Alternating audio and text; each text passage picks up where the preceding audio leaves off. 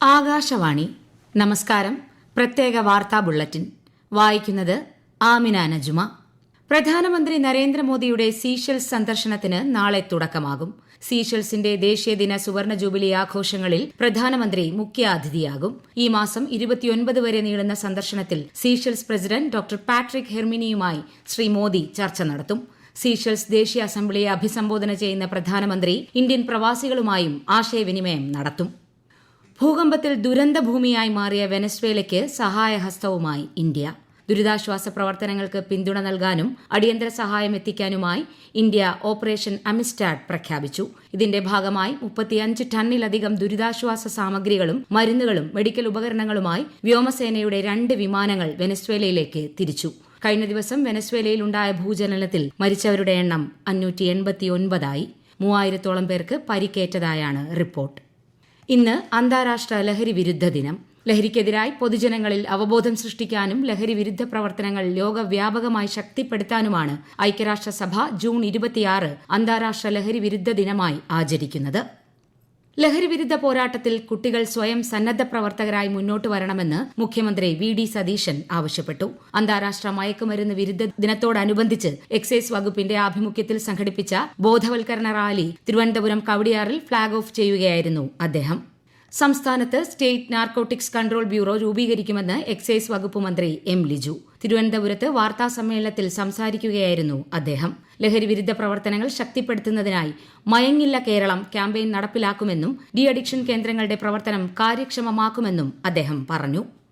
ദേശീയ ഗീതമായ വന്ദേമാതരത്തിന്റെ 150-ാം വാർഷികത്തോടനുബന്ധിച്ച് ദുബായിൽ ഇന്ത്യൻ പീപ്പിൾസ് ഫോറം UAE-യുടെ നേതൃത്വത്തിൽ ആഘോഷ പരിപാടി സംഘടിപ്പിച്ചു. മുതിർന്ന നയതന്ത്രജ്ഞർ, സാമൂഹ്യരംഗത്തെ പ്രമുഖർ, കലാകാരന്മാർ, ഇന്ത്യൻ പ്രവാസികൾ എന്നിവരെ ഒരു കുടക്കീഴിൽ അണിനിരത്തിയായിരുന്നു പരിപാടി സംഘടിപ്പിച്ചത്. വന്ദേമാതരം ഇന്ത്യയുടെ ആത്മാവിനെയും പൈതൃകത്തെയും ദേശീയ ഉണർവിനെയും ആഘോഷിക്കുന്നു എന്ന പ്രമേയത്തിലായിരുന്നു ആഘോഷ പരിപാടികൾ.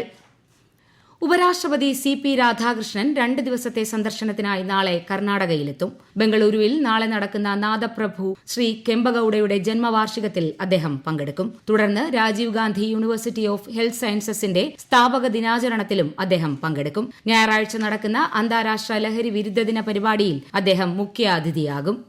പ്രധാനമന്ത്രി നരേന്ദ്രമോദി ആകാശവാണിയിലൂടെ ജനങ്ങളുമായി ആശയങ്ങൾ പങ്കുവയ്ക്കുന്ന പ്രതിമാസ റേഡിയോ പ്രഭാഷണ പരിപാടി മൻ കി ബാത് മറ്റന്നാൾ രാവിലെ 11 മണിക്ക്.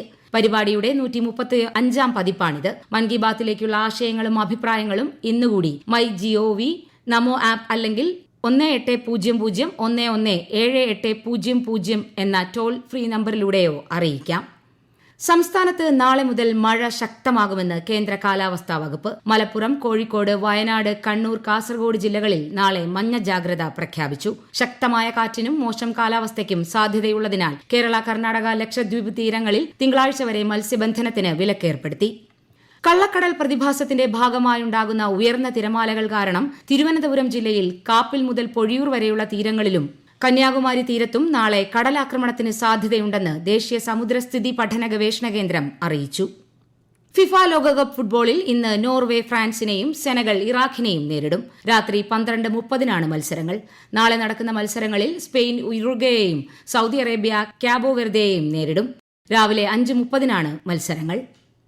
ഇന്ത്യ അയർലൻഡ് T20 പരമ്പരയിലെ ആദ്യ മത്സരത്തിൽ അയർലൻഡിനെതിരെ ഇന്ത്യയ്ക്ക് 183 റൺസ് വിജയലക്ഷ്യം. ടോസ് നേടിയ ഇന്ത്യ ഫീൽഡിംഗ് തിരഞ്ഞെടുക്കുകയായിരുന്നു. ശ്രേയസ് അയ്യർ ഇന്ത്യയുടെ പുതിയ T20 ക്യാപ്റ്റനായി അരങ്ങേറ്റം കുറിക്കുന്ന മത്സരം ബെൽഫാസ്റ്റിൽ പുരോഗമിക്കുകയാണ്. മലയാളി താരം സഞ്ജു സാംസൺ 5 റൺ നേടി പുറത്തായി.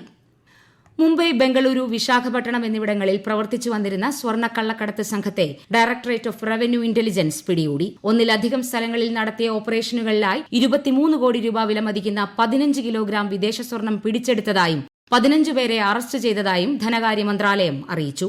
സൂറത്തിൽ നടന്ന മറ്റൊരു ഓപ്പറേഷനിൽ DRI 2 കിലോഗ്രാം കൊക്കൈൻ പിടികൂടുകയും ഒരാളെ അറസ്റ്റ് ചെയ്യുകയും ചെയ്തു.